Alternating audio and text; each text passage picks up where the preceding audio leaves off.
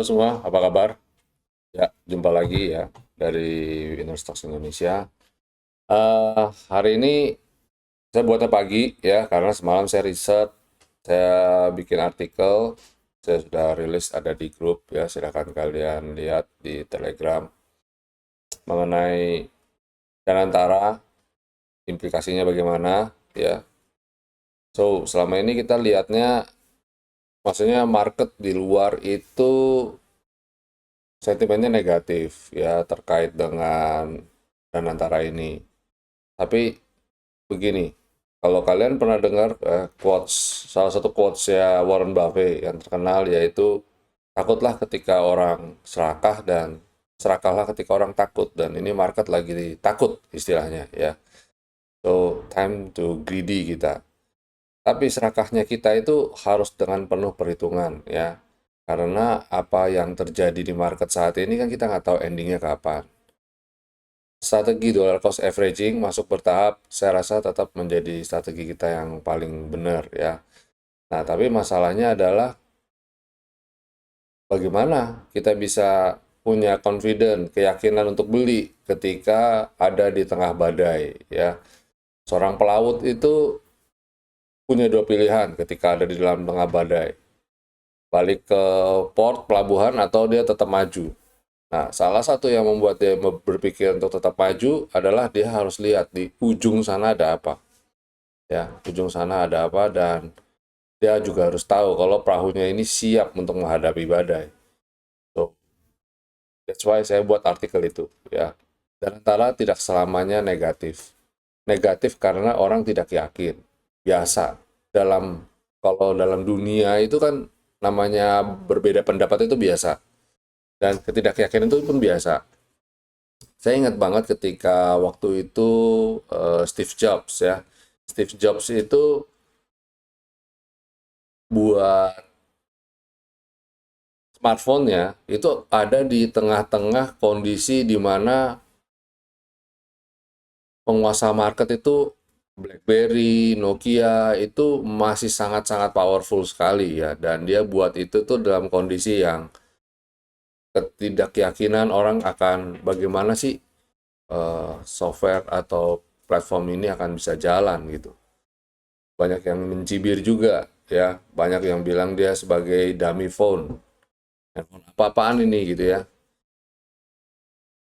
Pada waktu itu tentu saja ketika diluncurkan komunitas apps dan lainnya game tidak seperti sekarang, semasif sekarang.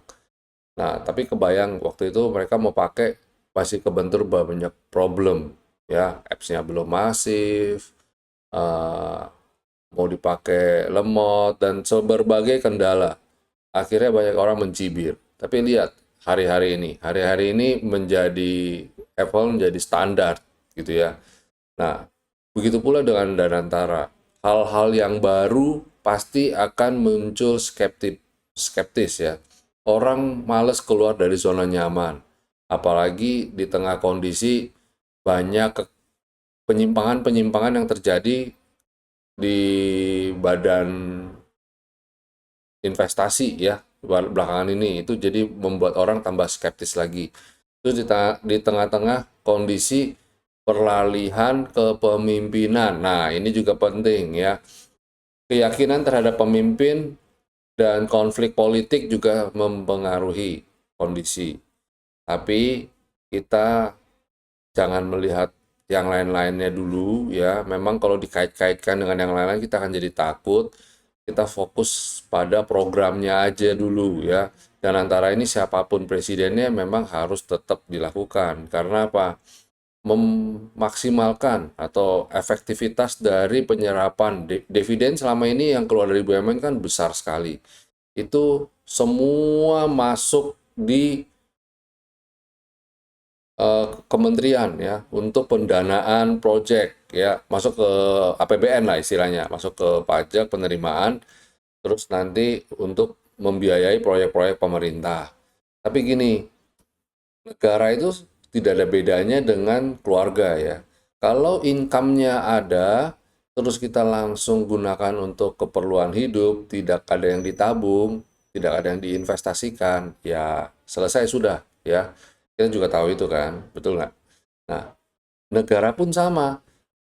Penerimaan negara dalam bentuk dividen, ya, kalau tidak disisihkan untuk diinvestasikan, endingnya bagaimana? Endingnya kita gali lubang tutup lubang.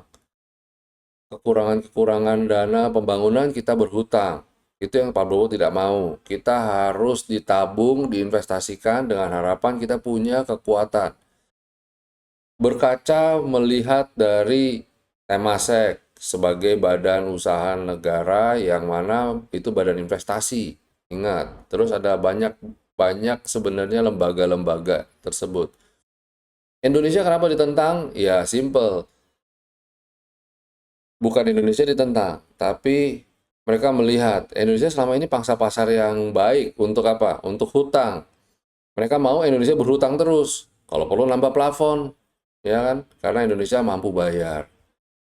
Eh, jadi di sini ada konflik of interest.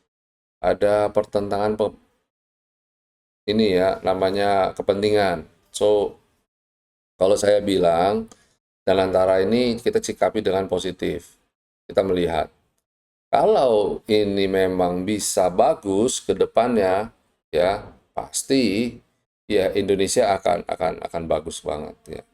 Ingat, badai tidak pernah selamanya ya. Badai itu ada waktunya, pasti akan reda. Cuma pertanyaannya ketika reda kita ngapain dan ketika ada di tengah-tengah badai kita ngapain? Bukan bengong aja kan. Orang yang bisa ketika tengah badai menangkap keuntungan adalah orang-orang yang siap untuk mengarungi badai. Dan ketika udah reda, di tengah badai aja dia siap, dia bisa ngarungin, apalagi ketika dia cuaca sudah reda, otomatis apa? Dia sudah di depan gitu ya. Dia sudah mencapai dekat dengan tujuan dia gitu, semakin dekat dengan tujuan. So, jangan jangan takut ya, jangan eh galau ya. Galau boleh, takut boleh, tapi kita jadikan itu sebagai motivasi buat kita untuk bagaimana caranya kita bisa overcome ini. Oke, ya di tengah-tengah badai begini saya jadi tambah sibuk. Kenapa? Ya karena banyak orang yang pengen ngobrol, pengen ketemu. So feel free aja kalian. eh Kalau ada waktu ya feel free aja telepon gitu ya. Kita ketemu atau gimana, set lunch gitu ya. Saya open ya. Tapi tentu saja waktu dan tempat kita sesuaikan ya karena saya benar-benar lagi dalam kondisi yang sibuk. Tapi saya tahu kalau dunia sedang tidak baik-baik saja dan saya support. Saya ada bersama kalian semua. Oke, em, ini agak susah untuk bikin market review karena kalau saya kasih market, saya tadi bicara mengenai hal yang optimis. Sedangkan kalau saya buat market review, kalian akan ketemu hal yang negatif. Kenapa? IHSG itu candlenya jelek banget. IHSG kalau jebol 6.500, kalian silakan lihat chart aja ya. Itu akan masuk ke trend bearish. So, daripada saya kasih lihat yang negatif, mending saya kasih yang positif. Ya, tadi saya sudah katakan yang positif, kalian bisa baca artikel yang saya sudah share di grup. Untuk emiten juga silakan kalian baca, kalian lihat-lihat kemarin saya ada banyak rekomendasi, ada beberapa emiten yang juga potensi kok gitu dan semua ada beberapa sudah saya share juga di itu ya di grup lewat artikel dan antara silakan kalian pakai itu sebagai patokan. Oke. Ya oh ada saya tambahan di artikel itu saya nggak sebut lahan industri, so kalian bisa cermati lahan industri ya. SSIA, Demas itu lahan industri yang bagus-bagus. Oke, mungkin itu aja kali ya. Eh, Ingat jangan takut, tetap teguh ya. Semua pasti akan balik, semua akan pasti akan indah pada waktunya lah. Oke, sampai jumpa semuanya. Stay safe, stay healthy, and God bless you all. See you.